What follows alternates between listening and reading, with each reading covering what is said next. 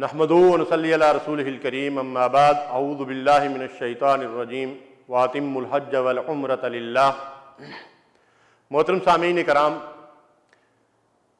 اس نشست میں ہم حج کی ترتیب، اس کا پورا طریقہ احرام باندھنے سے لے کر طواف الوداع تک ترتیب وار اس کا طریقہ اختصار کے ساتھ آپ کے سامنے عرض کریں گے۔ سب سے پہلے میقات پر پہنچ کر آپ احرام باندھتے ہیں اور احرام کی نیت کرتے ہیں۔ اگر آپ نے حج افراد کرنا ہے تو حج کی نیت کریں لبیک حجن، اور اس کے بعد تلبیہ پڑھیں۔ اس کے بعد آپ کے اوپر احرام کی پابندیاں ہوں گی۔ حج کر کے آپ حلق کروائیں گے، اس کے بعد احرام کی پابندیاں ختم ہوں گی۔ اگر آپ نے حج تمتع کرنا ہے تو صرف عمرے کا احرام باندھ لیں، عمرے کی نیت کر لیں اللہم لبیک عمرہ، اور پھر عمرہ کر کے آپ احرام کھول دیں حج تمتع والے، اور پھر 8 تاریخ کو اپنی رہائش سے ہی احرام باندھ کر مینا میں چلے جائیں۔ اللہم لبیک حجن پکار کر تلبیہ پڑھ کے آپ حج کی نیت سے احرام باندھ کر حج کے مناسک جو ہے وہ ادا کریں گے۔ اگر حج قران کرنا چاہتے ہیں تو آپ میقات پر پہنچ کر حج اور عمرے کا احرام ایک ساتھ باندھیں گے اللہم لبیک عمرۃ و حج، یا یہ نیت کر لیں کہ اللہ میں نے حج اور عمرے کی نیت سے احرام باندھا ہے، اور یہ احرام آپ کا مناسک حج ادا کر کے قربانی کے بعد حلق کروا کر احرام کی پابندیاں ختم ہوں گی۔ اسی احرام میں آپ نے عمرہ اور حج ادا کرنا ہے۔ بیت اللہ پہنچ کر آپ بیت اللہ کا طواف کریں۔ حجر اسود سے طواف شروع ہوتا ہے اور حجر اسود پہ آ کر جو ہے وہ ایک شوط یا ایک چکر مکمل ہوتا ہے۔ 7 چکر لگا کر آپ پھر کسی بھی مقام پر 2 رکعت نماز ادا کر لیں۔ پھر صفا اور مروہ کی صحیح کر لیں۔ صفا سے صحیح شروع ہوتی ہے، مروہ پر 1 چکر ہوتا ہے، مروہ سے واپس صفا پر آتے ہیں تو 2 چکر ہوتے ہیں۔ 7 چکر صفا اور مروہ کے درمیان لگائیں، اس کو صحیح کا عمل کہتے ہیں۔ اور پھر اس کے بعد اگر آپ نے صرف عمرے کا احرام باندھا ہے تو اس صورت میں آپ قصر کروا کے یا سر کے بال منڈوا کر احرام کھول دیں۔ اور اگر آپ حج افراد کر رہے ہیں یا حج قران کر رہے ہیں تو آپ سر کے بال نہیں کٹوائیں گے، نہ قصر نہ حلق، بلکہ اسی احرام میں مناسک حج ادا کریں گے۔ اگر آپ نے حج عمرہ کر کے احرام کھول دیا ہے اور حج تمتع کر رہے ہیں تو 8 تاریخ کو اپنی رہائش سے احرام باندھ کر حج کی نیت کریں اللہم لبیک حجن، اور اس کے بعد تلبیہ پڑھیں اور 8 تاریخ کو مینا پہنچ جائیں۔ اس کو یوم ترویہ کہتے ہیں۔ یوم ترویہ کے دن 5 نمازیں مینا کے اندر پڑھنا سنت ہے۔ 8 تاریخ کو ظہر، عصر، مغرب، عشاء 4 اور 9 تاریخ کی فجر، یہ 5 نمازیں آپ نے مینا کے اندر ادا کرنی ہیں۔ 9 تاریخ کو آپ مینا سے نکلیں سورج طلوع ہونے کے بعد اور عرفات میں پہنچ جائیں۔ عرفات کے اندر پہنچ کر آپ عرفات کی حدود کے اندر دن بھر قیام کریں، اللہ کا ذکر، توبہ، استغفار کریں، اور جو ہے وہاں 2 نمازیں ایک ساتھ جو ہے وہ پڑھی جاتی ہیں۔ اگر آپ مسجد نمیرہ کے کہیں قریب ہیں تو امام کا خطبہ بھی سنیں اور باجماعت نماز ادا کریں۔ دوسرے مقامات پر ہیں تو اپنے وقت میں ظہر کے وقت پہلے ظہر کی نماز 2 رکعت اور اس کے بعد دوسری اقامت کے ساتھ 2 رکعت عصر کے جماعت کے ساتھ مل کر ادا کریں۔ اس کے بعد پورا دن قیام کریں، وقوف کا دن ہے، اور کھڑے ہو کر اللہ تبارک و تعالیٰ کی طرف رجوع کریں، توبہ کریں، استغفار کریں، ذکر کریں، دعائیں کریں، قرآن کی تلاوت کریں، اور قبلہ رخ ہو کر زیادہ سے زیادہ جو ہے وہ گریہ وزاری کے ساتھ اللہ تبارک و تعالیٰ سے گناہوں کی بخشش طلب کریں۔ غروب آفتاب کے بعد آپ عرفات سے نکلیں اور مزدلفہ کی طرف چلیں۔ نماز راستے میں ادا نہیں کرنی ہے، مزدلفہ میں پہنچ کر پہلے مغرب کی اور پھر عشاء کی نماز ادا کریں، رات کو آرام کریں، اور بچے اور خواتین 10 کو آدھی رات کے بعد جو ہے وہ مینا کی طرف نکل سکتے ہیں۔ باقی حضرات جو ہیں ان کے لیے رات مزدلفہ کے اندر گزارنا واجب ہے۔ فجر کی نماز اول وقت میں پڑھیں، اور فجر کے بعد سورج طلوع ہونے سے پہلے تک کھڑے ہو کر قبلہ رخ جو ہے وہ اللہ کا ذکر کریں اور دعائیں کریں۔ جب روشنی پھیل جائے تو سورج طلوع ہونے سے پہلے 10 تاریخ کو وہاں سے نکلیں اور مینا کی طرف آئیں۔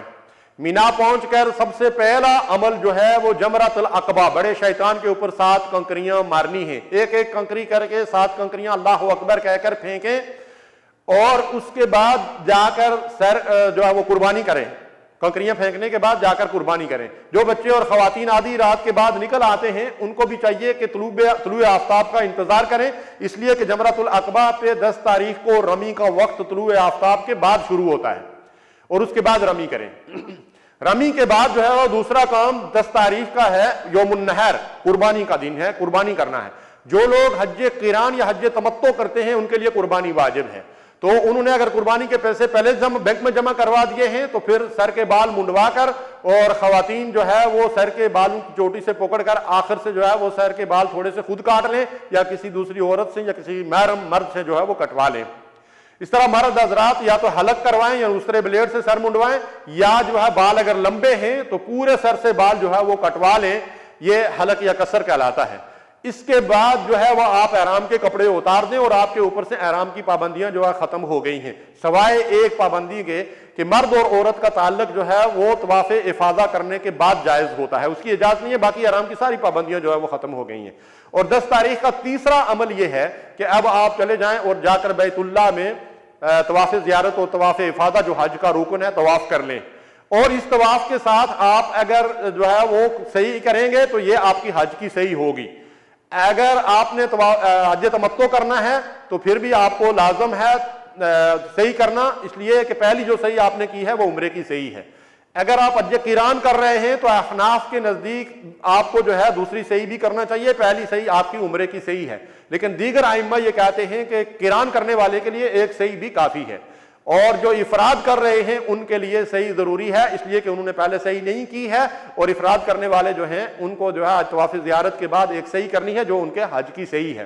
صحیح کرنے کے بعد واپس مینا کے اندر لوٹ آئیں۔ بعض لوگ جو اپنی رہائشوں پہ مکہ میں ہی رات کو سو جاتے ہیں، یہ رات آپ کو مینا کے اندر گزارنا واجب ہے، اور اس کے بعد والی رات بھی مینا کے اندر گزارنا واجب ہے۔ پھر 11 تاریخ کو جمرات کے اوپر رمی کرنا بھی واجب ہے، پہلے چھوٹے جمرے کے اوپر، پھر درمیانی جمرے کے اوپر، اور پھر بڑے جمرے کے اوپر، ترتیب کے ساتھ ساتھ ساتھ کنکریاں پھینکنی ہیں، اور یہ عمل 11 کو بھی کرنا ہے اور 12 کو بھی۔ 12 کو اگر آپ مغرب سے پہلے مینا سے نکلنا چاہتے ہیں تو پھر اس صورت میں تینوں جمرات پہ رمی کرنے کے بعد مغرب سے پہلے مینا کی حدود سے نکل جائیں تو اب آپ کے لیے نکلنا جائز ہے۔ اگر آپ کو سورج مغرب سے پہلے جو ہے وہ مینا کی حدود کے اندر غروب ہو گیا تو پھر آپ کو مینا کے اندر رات گزارنی پڑے گی، 12 اور 13 کی درمیانی رات، اور 13 کو زوال کے بعد کنکریاں مار کے پھر مینا چھوڑنا پڑے گا، پھر یہ لازم ہو جائے گا آپ کے لیے۔ تو 12 کو اگر آپ چھوڑنا چاہتے ہیں مینا تو پھر اس صورت میں آپ کو مغرب سے پہلے مینا کی حدود سے نکلنا چاہیے۔ تو 11 اور 12 کا جو عمل ہے اس میں راتیں مینا کے اندر گزارنا واجب ہے، اور دن کو جو ہے وہ تینوں جمرات کے اوپر کنکریاں مارنا یہ حج کے واجبات میں سے ہے۔ اگر کسی نے طواف زیارت اور طواف افاضہ کو مؤخر کیا ہو اور پہلے نہ کیا ہو تو وہ 12 اور 13 کو کر سکتے ہیں، اور اسی طواف کے ساتھ طواف الوداع کی نیت بھی کر سکتے ہیں، بشرطے کہ اس طواف کے بعد وہ مکہ چھوڑ دیں۔ تو طواف الوداع واجب ہے، اگر کسی نے پہلے طواف زیارت کر لیا ہے تو مکہ چھوڑنے سے پہلے پھر وہ طواف الوداع کریں گے۔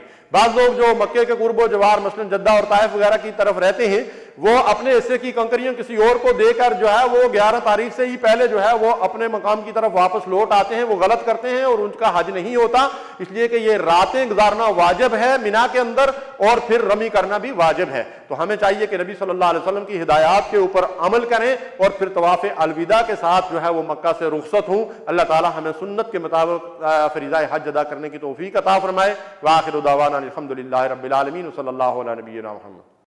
لبيك اللهم لبيك لبيك لا شريك لك لبيك إن الحمد والنعمة لك والملك لا شريك لك لبيك اللهم لبيك لبيك لا شريك لك لبيك إن الحمد والنعمة لك والملك لا